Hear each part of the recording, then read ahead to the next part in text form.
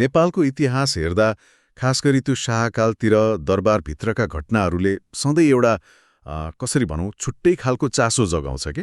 हो नि, शक्ति सङ्घर्ष, अनेक षड्यन्त्र अनि कहिलेकाहीँ त एकदमै डरलाग्दो हिंसा पनि। हो, र ती घटनाले कसरी देशको राजनीतिलाई नै अर्कै मोड दियो भन्ने कुरा, यस्तै एउटा अलि रक्तपातपूर्ण तर एकदमै निर्णायक घटना थियो भण्डारखाल पर्व। एकदमै। त्यो समय खास गरी 19औं शताब्दीको सुरुतिरको दशकहरू दरबारभित्र यति धेरै अस्थिरता थियो, गुटबन्दी चरममा थियो।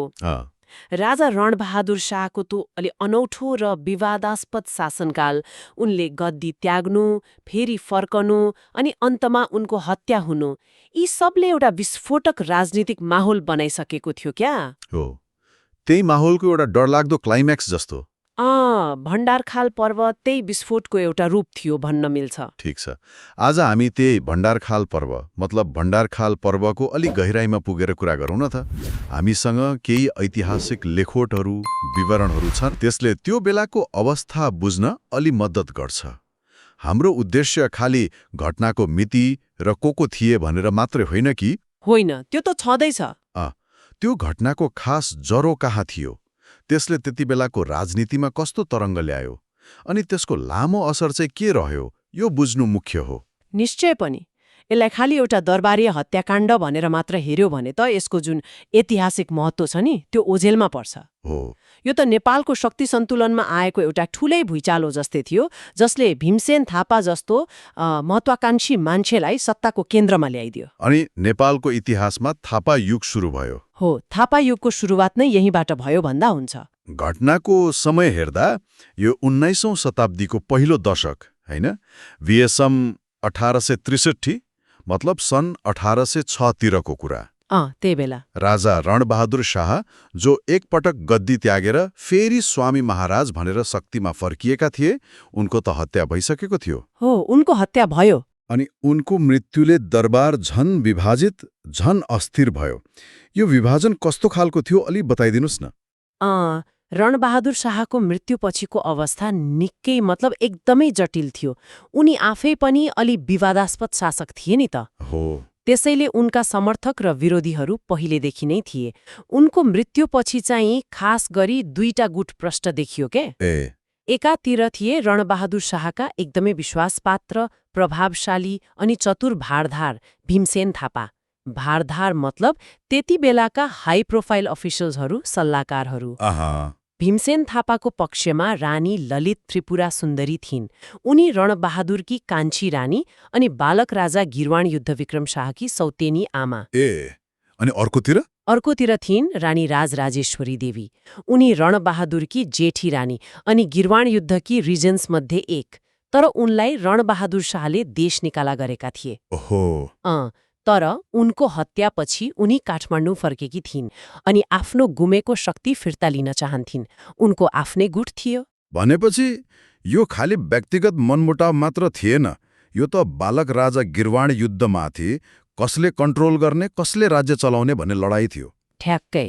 गिरवाण युद्ध त बालक थिए, त्यसैले रिजन्सका रूपमा रानीहरू र जो शक्तिशाली भारदार थिए उनीहरू नै खास पावर सेन्टर थिए। भीमसेन थापा आफ्नो प्रभाव बढाउन चाहन्थे, रानी राजराजेश्वरी आफ्नो गुमेको ठाउँ फिर्ता लिन। यो शक्ति सङ्घर्षले दरबारमा लगातार शङ्का, षड्यन्त्र, तनाव यस्तो माहौल बनाइराख्यो। एउटा पोलिटिकल भ्याक्युम जस्तो। हो, राजनीतिक रिक्तताकै अवस्था थियो जहाँ कुनै सानो घटनाले पनि ठूलो विस्फोट ल्याउन सक्थ्यो।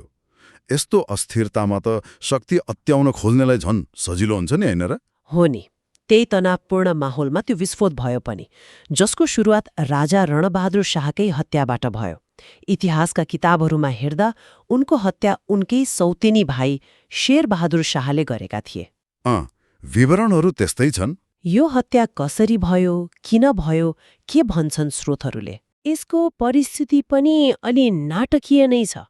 भनिन्छ रणबहादुर शाहले आफ्ना भाइहरू र भारदारहरूको एउटा बैठक बोलाएका थिए रे। त्यहाँ राज्य सञ्चालन अनि सायद शेरबहादुर शाहसँग जोडिएको केही आर्थिक वा प्रशासनिक कुरामा चर्काचर्की भएछ। रणबहादुर शाहले शेरबहादुरलाई पदबाट हटाउने वा कारबाही गर्ने धम्की दिएको भन्ने पनि पाइन्छ। त्यही बहस, त्यही तनावको उत्कर्षमा शेरबहादुर शाहले 81 तरवार निकालेर रणबहादुर शाहमाथि हमला गरे, त्यो पनि दरबारभित्रै अरू भारदारहरूकै अगाडि। ओहो, यो त साँच्चै स्तब्ध पार्ने घटना रहेछ। तर के यो क्षणिक आवेग मात्र थियो त, कि यसमा अलि पहिलेदेखिको योजना, कुनै राजनीतिक षड्यन्त्रको गन्ध पनि आउँछ? खै, यसमा दुवै कोणबाट हेर्न सकिन्छ होला। शेरबहादुर शाह आफै पनि महत्वाकांक्षी थिए, रणबहादुरसँग उनको सम्बन्ध राम्रो थिएन भन्ने कुराहरू पनि छन्। त्यसैले व्यक्तिगत रिसिबी, आवेग त्यो पनि हुन सक्छ। तर त्यो बेलाको पुरै राजनीतिक अवस्था हेर्दाखेरि यो हत्यालाई भीमसेन थापा जस्ता खेलाडीहरूले कसरी तुरन्तै आफ्नो फाइदाको लागि प्रयोग गरे, त्यो चाहिँ एकदम महत्त्वपूर्ण छ। ए, भीमसेन थापा त्यही थिए? हो, उनी घटनास्थलमै थिए। रणबहादुर शाह ढल्ने बित्तिकै भीमसेन थापा र उनका मान्छेहरूले तत्कालै रियाक्ट गरे। अनि उनीहरूले शेरबहादुर शाहलाई त्यही मारिदिए। तर घटना त्यतिमै रोकिएन। हो, यहीँबाट सुरु हुन्छ भण्डारखाल पर्वको त्यो डरलाग्दो अध्याय। रणबहादुर शाहको हत्या भएको रात अप्रिल 25, 1806 पछि भोलिपल्ट विक्रम सम्वत 1863 वैशाख शुक्ल सप्तमीको दिन हनुमान ढोका दरबार परिसरभित्रैको भण्डारखाल बगैँचामा जे भयो त्यसले त इतिहास नै बदल्यो। स्रोतहरूले त्यो दिनको घटना कसरी बताउँछन्? विवरणहरू सुन्दा पनि अलिक कहाली लाग्दो छलका छन्। भीमसेन थापाले रणबहादुर शाहको हत्याको बदला लिने, षड्यन्त्रकारीलाई दण्ड दिने भनेर भोलिपल्ट भण्डारखाल बगैँचामा भारदारहरूको सभा बोलाए। सभा, तर वास्तवमा त्यो एउटा पासो थियो। त्यहाँ शेरबहादुर शाहका पक्षधर मानिएका अनि भीमसेन थापाका राजनीतिक विरोधीहरूलाई बोलाइएको थियो।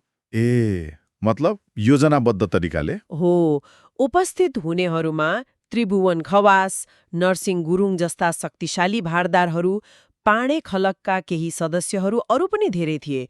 भीमसेन थापाका सेना र समर्थकहरूले बगैँचालाई पहिले घेरिसकेका थिए। अनि सभा सुरु भएपछि? सभा सुरु भयो, केही आरोप प्रत्यारोप चल्यो होला, अनि भीमसेन थापाको आदेशमा नरसंहार सुरु भयो। नरसंहार?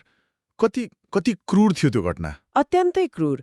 स्रोतहरू भन्छन् त्यहाँ उपस्थित भीमसेन थापाका विरोधीहरूलाई छानी छानी तरवार र खुकुरीले काटियो। त्यो दिन भण्डारखाल बगैँचा रगतले पोतिएको थियो रे। बापरे। मारिनेहरूको ठिक संख्यामा इतिहासकारहरूको अलि फरक मत छ, तर दर्जनौं प्रभावशाली भारदारहरू, सैनिक अधिकारीहरूको हत्या भयो भन्ने मानिन्छ। यो त शेरबहादुरको हत्याको बदला मात्रै त पक्कै थिएन। यो त भीमसेन थापाले गरेको एउटा निर्मम राजनीतिक सफाया थियो, मतलब पोलिटिकल पर्ज। उनले आफ्ना सम्भावित सबै मुख्य प्रतिस्पर्धीहरूलाई एकै ठाउँमा बोलाएर सखाप पारे। घटना भएको ठाउँ दरबार परिसरभित्रै, समय हत्याको भोलिपल्टै। यसले भीमसेन थापाको नियन्त्रण कति थियो, उनको निर्णय कति छिटो र निर्मम थियो भन्ने देखाउँछ। साँच्चै चिसो दिमागले रचिएको राजनीतिक हत्याकाण्ड जस्तो सुनिन्छ। यसको तत्कालै परेको राजनीतिक असर के भयो त? दरबारको शक्ति समीकरण कसरी बदलियो? परिणाम त एकदमै क्लियर थियो, निर्णायक नै भयो। भण्डारखाल पर्वपछि भीमसेन थापा निर्विवाद रूपमा नेपालका सबैभन्दा शक्तिशाली व्यक्ति बने। रानी राजराजेश्वरी देवीको गुट त लगभग सकियो, उनलाई सती जान बाध्य पारियो कि मारियो भन्नेमा फरक कुरा छन्, तर उनको राजनीतिक प्रभाव चाहिँ समाप्त भयो। अनि बालक राजा गिर्वाण युद्ध? बालक राजा गिर्वाण युद्ध विक्रम शाहको रिजेन्सका रूपमा रानी ललित त्रिपुरा सुन्दरी नै रहिन्, तर वास्तविक शक्ति चाहिँ भीमसेन थापाको हातमा आयो। उनले मुख्तियारको पद पाए। मुख्तियार? त्यो भनेको त्यति बेलाको प्रधानमन्त्री सरहको सबैभन्दा शक्तिशाली कार्यकारी पद थियो। भनेपछि यही घटनाले भीमसेन थापाको त्यो लामो शासनकालको जग बसाल्यो, जसलाई थापा युग भनिन्छ। हो, करिब 31 वर्ष लामो शासनकालको जग यही घटनाले बसाल्यो। थापा युगको सुरुवात भयो। भनेपछि एउटै रातको घटनाले 3 दशक लामो शासनको ढोका खोलिदियो। तर यसलाई अलि ठूलो फ्रेममा हेर्दा भण्डारखाल पर्वले थापा युगको सुरुवात मात्रै गर्यो कि यसले नेपालको शासन प्रणाली, राजनीतिमा अरू केही लामो असर पनि छोड्यो? यसले खाली थापा युगको सुरुवात मात्रै गरेन। यसले शक्ति केन्द्रीकरणको एउटा नयाँ अध्याय नै सुरु गर्यो भन्नुपर्छ। कसरी? भीमसेन थापाले राज्यका महत्त्वपूर्ण अङ्गहरू, खास गरी सेना र प्रशासनमा आफ्ना मान्छे, आफ्ना आफन्तहरूलाई नियुक्त गरेर अभूतपूर्व शक्ति आफ्नो हातमा लिए। राजा नाम मात्रका भए, वास्तविक शासक मुख्तियार बन्यो। अनि अर्को कुरा, यो घटनाले के पनि देखायो भने नेपालको तत्कालीन राजनीतिमा शक्ति पाउनको लागि हिंसा, निर्ममता त्यो एउटा प्रभावकारी हतियार बन्न सक्थ्यो। डरलाग्दो कुरा हो। विरोधीहरूलाई सिद्ध्याएर सत्ता टिकाउने वा अत्याउने प्रवृत्ति, यो घटनाले त्यसलाई स्थापित गर्यो कि जस्तो लाग्छ। यसले दरबारिया षड्यन्त्र र हिंसाको चक्रलाई झन बलियो बनायो होला, जसको असर पछि कोत पर्व जस्ता घटनामा पनि देखियो नि। साँच्चै डरलाग्दो तर एकदमै महत्त्वपूर्ण मोड रहेछ नेपालको इतिहासमा। त्यसो भए भण्डारखाल पर्वको ऐतिहासिक महत्त्वलाई छोटकरीमा भन्दा पहिलो त यो शाहकालीन दरबारको चरम अस्थिरता र हिंसात्मक राजनीतिको एउटा प्रतीक बन्यो। एकदम।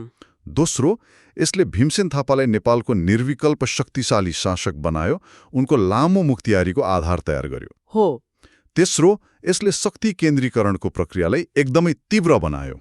यी मुख्य बुदाहरू हुन् र यसमा थप्न सकिन्छ यसले नेपालको राजनीतिमा व्यक्तिगत महत्त्वाकांक्षा र निर्मम रणनीतिको भूमिका कति हुन्छ भन्ने पनि देखायो। हो नि। कसरी एउटा व्यक्ति वा गुटले परिस्थितिको फाइदा उठाएर, चाहे त्यो हिंसाबाटै किन नहोस्, राष्ट्रिय इतिहासको धार नै मोड्न सक्छ भन्ने यो एउटा बलियो उदाहरण हो। हनुमान ढोका दरबार क्षेत्रमा रहेको त्यो भण्डारखाल बगैँचा आज पनि त्यो रक्तपातपूर्ण इतिहासको साक्षी भएर उभिरहेको छ। हो, यो खालि बितेको घटना मात्र होइन, यसले छोडेको जुन राजनीतिक संस्कार छ नि, शक्ति सङ्घर्षको तरिका, त्यसको अध्ययन आज पनि सान्दर्भिक छ। त्यसो भए आजको यो गहिरो कुराकानीबाट हामीले के बुझ्यौँ त?